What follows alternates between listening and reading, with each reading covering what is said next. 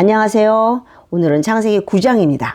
창세기 9장은 크게 두 부분으로 되어 있어요. 앞부분은 홍수 심판이 끝난 후에 노아를 축복하시는 내용이고, 뒷부분은 노아의 벌거벗은 사건입니다. 오늘은 노아의 벌거벗은 사건만 살펴보겠습니다. 노아가 포도주를 마시고 취해서 장막 안에서 벌거벗게 되자 함이 아버지의 모습을 보고 밖으로 나가 두 형제에게 고했습니다. 그러나 셈과 야벳은 옷을 가져다가 자기들의 어깨에 메고 뒷걸음쳐 들어가서 아버지의 하체를 보지 않고 덮어드렸습니다. 벌거벗은 노아의 모습은 누구를 연상하게 합니까? 에덴에서 벌거벗었던 아담의 모습입니다.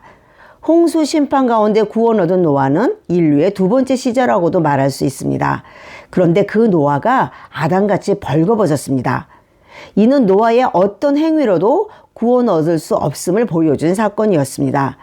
노아도 아담과 같은 주인에 불과하지만 그가 홍수 심판 가운데 구원 얻은 것은 여호와께 은혜를 입었기 때문이라고 성경은 말합니다. 노아는 950년을 살았습니다.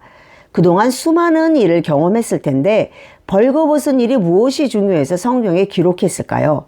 바로 인류의 구원을 계시하기 위함입니다. 그런데 노아가 벌거벗은 모습을 고한 사람은 함인데 노아는 왜 함이 아니라 가나안을 저주했을까요?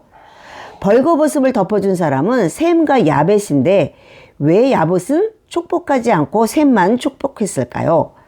술에서 깬 노아는 셈과 야벳 둘 다 칭찬하지 않고 하나님을 찬양했습니다. 또한 셈과 야벳이 하나님이 아니라 셈의 하나님 여호와를 찬양했습니다.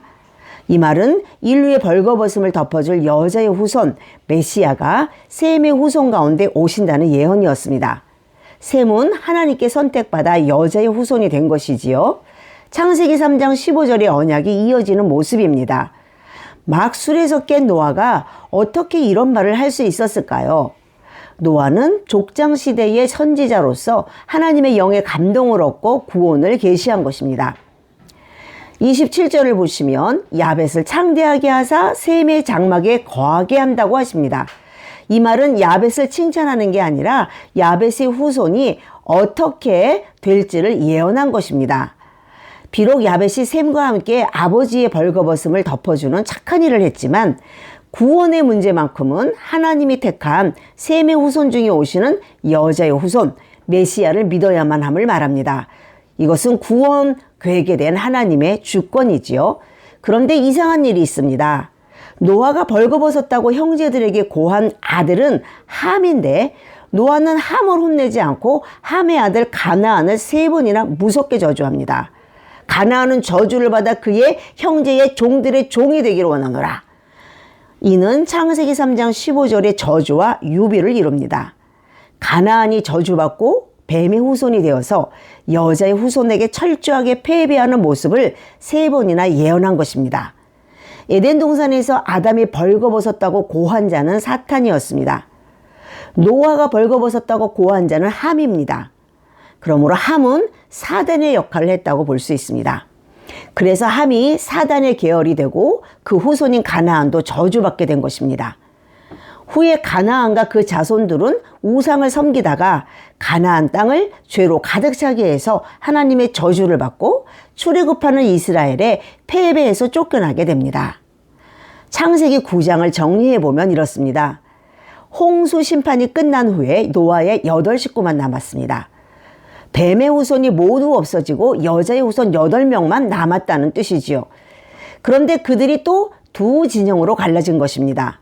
벌거벗음을 덮어준 사람과 고한 사람으로 갈라졌습니다. 함은 고하였으나 셈은 덮어줬습니다.